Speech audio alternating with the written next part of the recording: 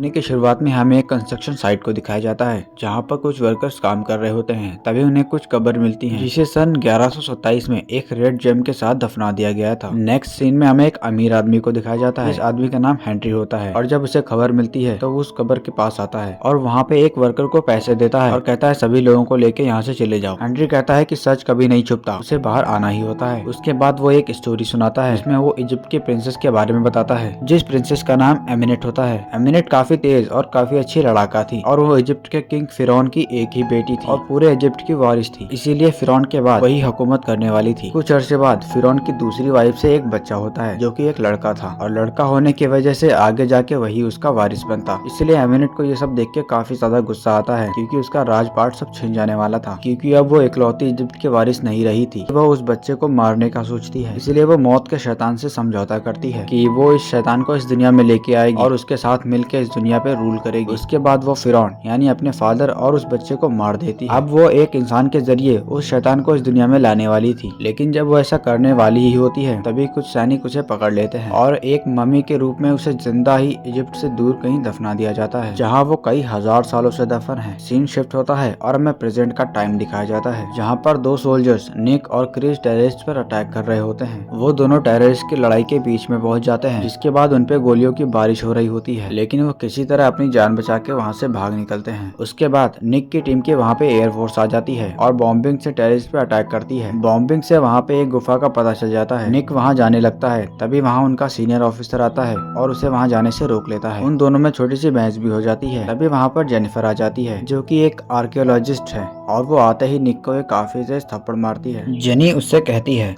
कि तुम हिस्ट्री के साथ क्यों खेल रहे हो, तुम्हें पता भी है कि ये सब कितना कीमती है। फिर सीनियर ऑफिसर से इजाजत लेके वो तीनों केव के अंदर जाते हैं। उस केव के अंदर हर तरफ बस पारा ही पारा था, यानी मरकरी थी जो किसी को भी उसके अंदर जाने से रोकता है। निक और उसके दोस्तों को पहले तो लगा था कि ये कोई मकबरा है, लेकिन बाद में उन्हें पता लगता है कि ये मकबरा नहीं बल्कि एक जेल है और उसका कैदी जो कोई भी था उसकी हिफाजत के लिए वहाँ पे काफी सारे गार्ड्स खड़े थे जिनको चेन के साथ बांधा गया था। इन तीनों के पास ही टाइम काफी कम था, इसलिए निक अपनी गन से उन चेन को तोड़ देता है। निक के चेन तोड़ते ही एक ताबूत ऊपर आने लगता है, जिसके बाद निक को विजन्स आने लगते हैं जिसमें उसे बार बार एमिनेट दिख रही थी। इसके बाद उसके दोस्त क्रिस को एक मकड़ी काट लेती है। निक बताता है कि ये मकड़ियाँ जहरीली नहीं है। उसके बाद वो तीनों बाहर आते हैं और उस ताबूत को भी बाहर निकालते हैं। उस केव के इर्द गिर्द काफी सारे कौवे बैठ जाते हैं जो कि काफी अजीब बात थी। उसके बाद उस ताबूत को वो लोग एक प्लेन से लेके जाने लगते हैं। प्लेन के अंदर क्रिस जिसे मकड़ी ने काटा था वो यहाँ काफी अजीब बिहेव करने लगता है। उसकी आंखें उलट जाती हैं और वो ताबूत को खोलने लगता है और जब हेड ऑफिसर उसे रोकने की कोशिश करता है तो वो उसे मार देता है और जब वो जेनी और निक को मारने वाला होता है तभी निक उस पर शूट कर देता है। इसी दौरान एक बहुत बड़ा कौवों का झुंड प्लेन पे अटैक कर देता है, जिसके बाद इंजन फेल होने के बाद प्लेन क्रैश होने वाला होता है। निक जेनी को एक पैराशूट पहना के वहाँ से निकाल देता है। निक उस प्लेन के अंदर ही होता है और वो प्लेन क्रैश कर जाता है और सभी उसके अंदर मारे जाते हैं। उसके बाद मॉर्ग में जब सारी लाशें पड़ी होती हैं तो उन डेड बॉडीज में से निक अचानक से जिंदा हो जाता है। जैसे ही वो होश में आता है तो उसके सामने उसका मरा हुआ दोस्त आ जाता है जिसे निक ने प्लेन में शूट कर दिया था। क्रिस बताता है कि एमिनेट इजिप्ट की प्रिंसेस तुम्हारा यूज कर रही है, वो तुम्हारे जरिए शैतान को इस दुनिया में लाना चाहती है। सीन चेंज होता है और हमें दिखाया जाता है कि एमिनेट ताबूत से बाहर आ गई है। वहाँ वो सभी की ताकत छीन के अपने आप को ताकतवर बना रही होती है। इधर निक जेनी से मिलता है। जेनी निक से पूछती है कि प्लेन क्रैश होने के बाद तुम जिंदा कैसे बच गए, यहाँ तक कि उसकी बॉडी पे एक खरोच तक नहीं है। जेनी निक को बताती है कि वो एक आर्कियोलॉजिस्ट ग्रुप के लिए काम करती है जहाँ उसे पता चला था कि किसी इजिप्ट के प्रिंसेस के नाम को इतिहास से हटा दिया गया था और अब वो किसी खंजर को ढूंढ रही है ताकि वो शैतान को यहाँ ला सके, यानी डेथ डीमन को इस दुनिया में ला सके। और वो खंजर भी उसी डेथ डीमन का होता है जिसके ऊपर एक रेड जेम लगा हुआ था और ये सब उसे उसी नाइट की किताब से मिला जिसे उस जेम के साथ दफना दिया गया था क्योंकि उसने वो रेड जेम चोरी किया था। जेनी बताती है कि कुछ ही टाइम पहले उसकी कब्र लंदन की एक छोटे से केव में पाई गई थी और रेड जेम भी वहाँ पर जरूर मौजूद होगा। और वो बताती है कि ये मकबरा एमिनेट तक लेके जाती है जो कि इजिप्ट की प्रिंसेस थी। यहाँ वो निक को बताती है कि क्यों उसने अपने फादर और अपने भाई को मार दिया। जब निक और जेनी बात कर रहे होते हैं तभी निक को उसका दोस्त बुलाता है। क्रिस निक को बताता है कि एमिनेट और डेथ डीमन हमेशा जिंदा ही रहेंगे क्योंकि वो इमॉर्टल और तुम्हें भी उनके ही अकॉर्डिंग चलना होगा वरना तुम्हारे लिए बिल्कुल भी अच्छा नहीं होगा और तुम प्लेन क्रैश में खुद नहीं बचे हो बल्कि एमिनेट ने तुम्हें बचाया है। इधर जेनी अपने बॉस से फोन पे बात कर रही होती है। उसका बॉस जेनी को बताता है कि तुम निक को यहाँ लेकर आओ। जेनी निक को अपने साथ चलने को कहती कहती है, लेकिन निक कहता है कि हमें पहले ताबूत के पास जाना चाहिए। वो लोग जब उस ताबूत के पास जा रहे होते हैं तभी देखते हैं कि एमिनेट काफी सारे लोगों को मार चुकी थी और काफी ताकतवर भी हो गई थी और वो निक को भी उसी डेथ डीमन के खंजर से मारने वाली होती है, लेकिन वो देखती है कि उस खंजर में तो उसका जेम है ही नहीं। ये देख के वो टेंशन में आ जाती है। उसके बाद वो जनी को भी देख लेती है और जनी को मारने के लिए उसका पीछा करने लगती है। निक जनी को एक ट्रक में लेके वहाँ से भागता है। निक उस गाड़ी को एमिनेट की तरफ मोड़ लेता है क्योंकि एमिनेट ने निक को पोजेस किया हुआ था, यानी अपने वश में किया हुआ था। तभी वो गाड़ी उलट जाती है और एमिनेट जेनी को मारने ही वाली होती है। तभी पीछे से आर्कियोलॉजिस्ट ग्रुप के लोग एमिनेट को पकड़ लेते हैं। आर्कियोलॉजिस्ट टीम एमिनेट को अपने हेडक्वार्टर्स लेके जाती है। यहाँ हमें पता लगता है कि जेनी का बॉस हेनरी होता है और हेनरी निक को बताता है कि वो खुद भी एक मॉन्स्टर है और जब वो मॉन्स्टर बनने लगता है तभी उसे खुद को कंट्रोल में रखने के लिए एक इंजेक्शन की जरूरत होती है। उसके बाद वो निक को उस जगह पर लेके जाता है जहाँ पे एमिनेट को रखा गया था। हेनरी एमिनेट को कमजोर रखने के लिए उसकी नसों में पारा इंजेक्ट करवा रहा था क्योंकि पारा एमिनेट को कमजोर रखता था। यहाँ जेनी हेनरी से पूछती है क्या वो निक को मार देंगे।